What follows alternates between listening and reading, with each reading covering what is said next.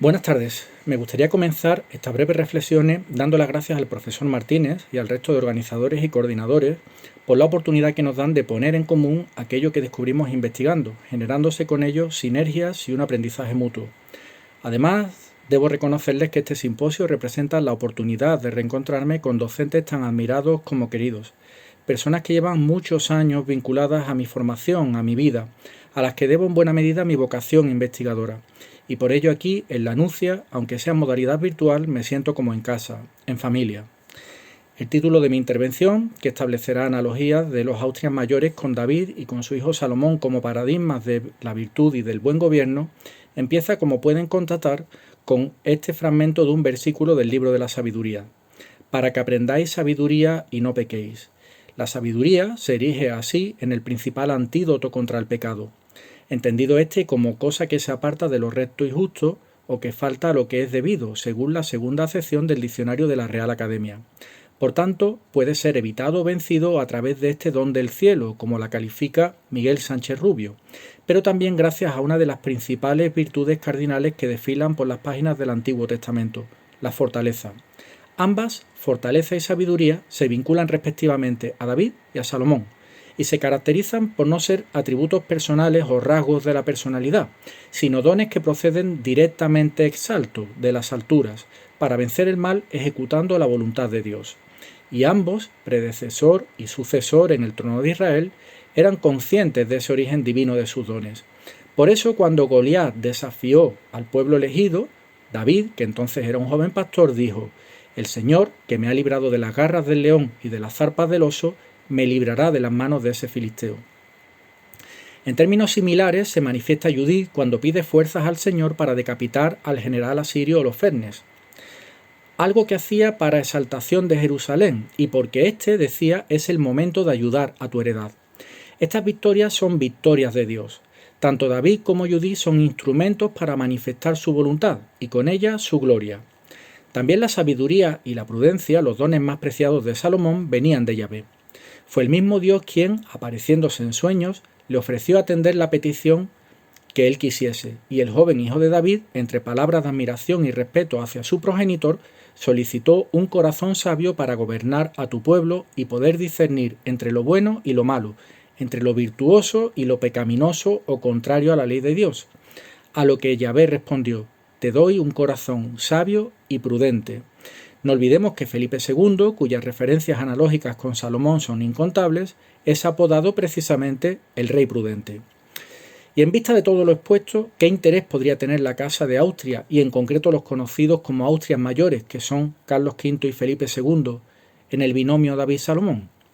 A nuestro juicio, la analogía de Carlos V, patriarca y jefe de la Casa de Austria, con su alter ego en la de Judá, se asentaría sobre dos grandes pilares.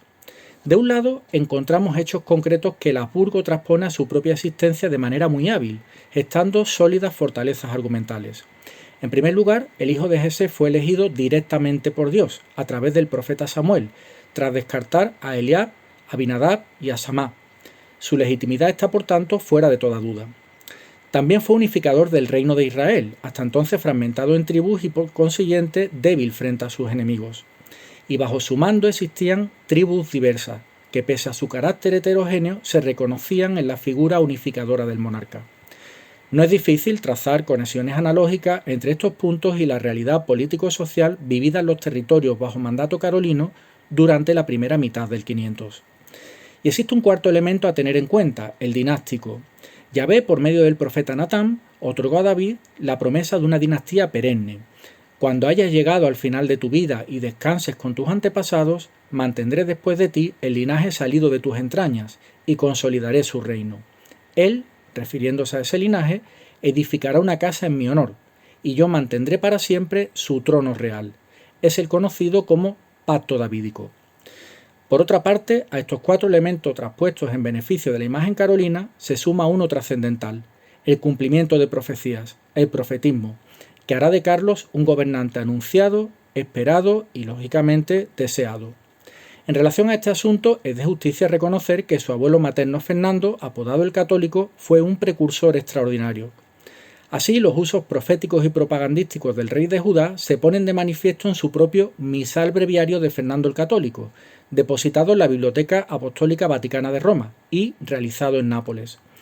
Carmen Morte explica que su programa ideológico iconográfico busca ensalzar las virtudes de Fernando como buen monarca, pacificador y protector de la cristiandad, y para ello se presenta al aragonés, de un lado, como un nuevo Augusto, representado junto a la Sibila Tiburtina, que tuvo la visión del nacimiento de Cristo, y de otro, en compañía de David, con quien aparece en una escena de exaltación eucarística cuyo elemento más relevante es una filacteria que enmarca la figura del rey de Judá, y donde se lee, traducimos, que haya abundancia de trigo en esta tierra, que ondee hasta la cima de los montes, que dé fruto como el Líbano. Se trata de un fragmento del Salmo 72, versículo 16, que a juicio de Maximiliano García Cordero ha de leerse a tenor de ese pacto davídico al que antes aludíamos. Esta composición tal vez fuera creada para la entronización de un rey, y aglutina, según Gonzalo Flor y Joaquín Menchen, una relación de bendiciones que el pueblo pide a Dios para el nuevo monarca. Estas bendiciones, opinan ambos biblistas, constituyen el programa ideal de gobierno, destacando en su contenido el gobierno justo y pacífico, la protección de los pobres y desfavorecidos, la fertilidad de los campos y el bienestar del pueblo. Hay, sin embargo, una serie de consideraciones que querríamos llevar a efecto a la luz de lo expuesto.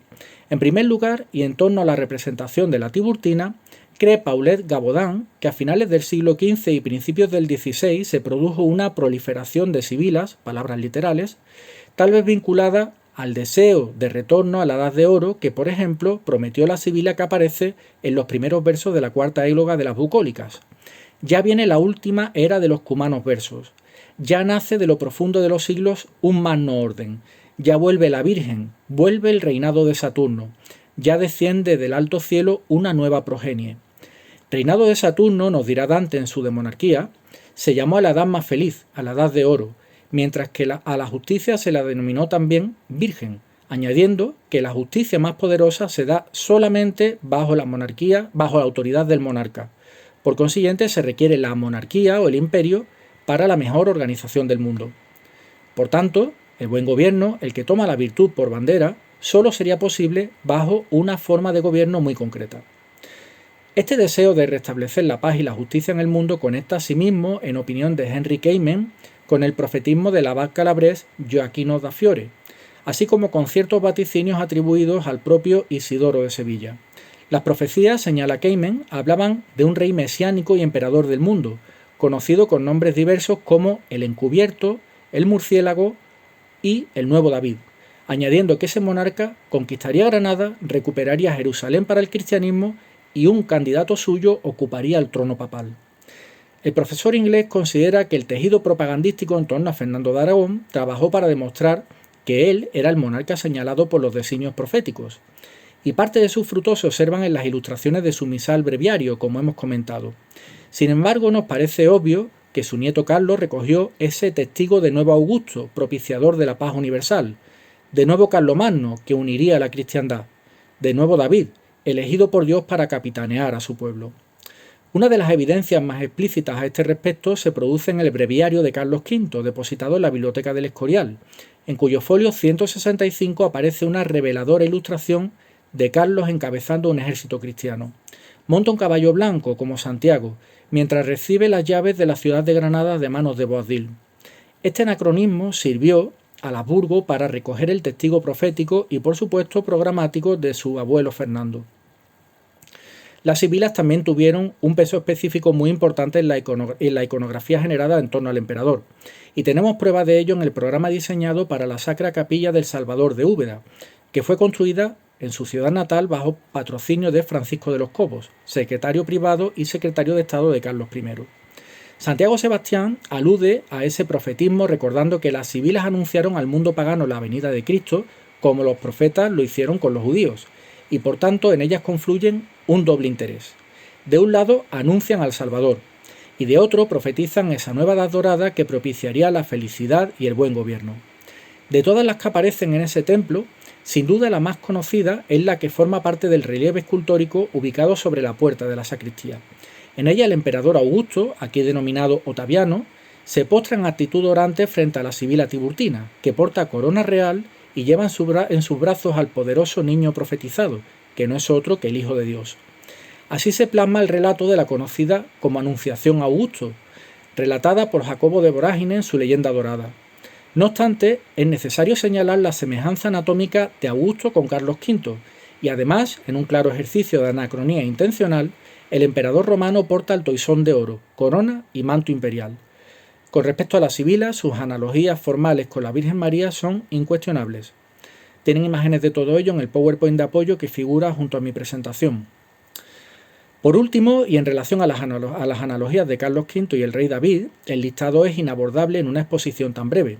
Sería conveniente citar el manuscrito de Andanzas Gestorum Caroli Quinti Romanorum Imperatoris de 1531, que, como explica Víctor Mínguez, relaciona cada suceso carolino con episodios de la vida de Cristo y del rey David, y en cuyo frontispicio aparece Carlos representado junto a la Virgen María y al propio monarca israelita, algo que transforma esta ilustración en una de las más significativas representaciones de la mitificación imperial como héroe religioso, en palabras de Fernando Checa. También querríamos citar la representación del hijo de Juan y de Felipe en el conocido como Officium Salomonis, ejemplar de factura flamenca también depositado en la Real Biblioteca de San Lorenzo del Escorial, y donde el monarca habsbúrgico figura sentado entre los reyes David y Salomón junto a un versículo latino del primer libro de los Reyes, que traducido diría: Salomón dominaba todos los reinos, desde el río Éufrates hasta el país de los filisteos y hasta el término de Egipto. Todos le pagaban tributos y estuvieron sometidos a él durante toda su vida. Ciñéndonos a estos términos, parece que, de nuevo, la analogía política entre la Casa de Judá y la Casa de Austria queda fuera de toda duda.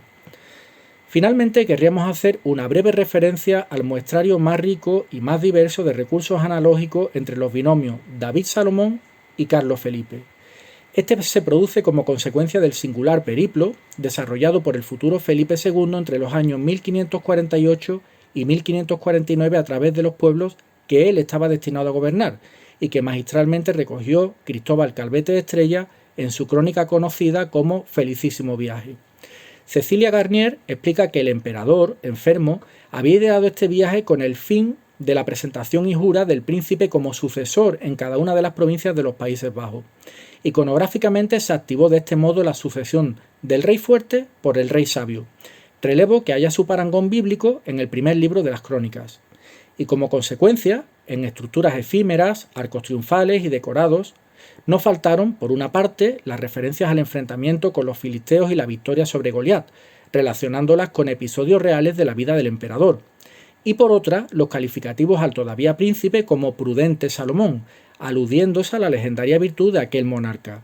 Tú es Prudence Salomon, leerá Felipe en su entrada a Bruselas. Años más tarde, convertido ya en Felipe II, el salomonismo de este monarca adquiriría dimensiones casi polifónicas a través de obras muy diversas. Tal vez la más explícita sea la visita de la reina de Saba al rey Salomón, pintura creada por Lucas de Gire para el capítulo de la Orden del Toisón de Oro celebrado en la Catedral de San Babón, en Gante, y donde el hijo de David adquiere el rostro de Felipe en un claro ejercicio de lo que Friedrich Pollerers denomina Disguised Portrait, o retrato impostado. Aunque sin dudas, y ya concluimos, el núcleo del salomonismo filípico reside en lo que se ha dado a conocer como salomonismo escurialense, es decir, en la teoría defendida por numerosos autores de que tras el Escorial se encontraría el trasunto del Templo de Jerusalén, levantado por Salomón, como se explica en el primer libro de los Reyes, y por el que Dios reeditó en el Hijo de David la promesa que ya hizo a su padre: habitaré en medio de los hijos de Israel y no abandonaré a mi pueblo. Felipe conocía obviamente el mensaje bíblico y estaba convencido de formar con su padre una transposición del tándem que conformaban los dos reyes de Israel. Construyendo el Escorial no solo lo explicitaba, sino que además, a ojos de su fe, buscaba reeditar con Dios el pacto davídico, una iniciativa que le otorgaría protección, legitimidad y sabiduría en la lucha contra el pecado y en el cumplimiento de la voluntad divina. Muchísimas gracias.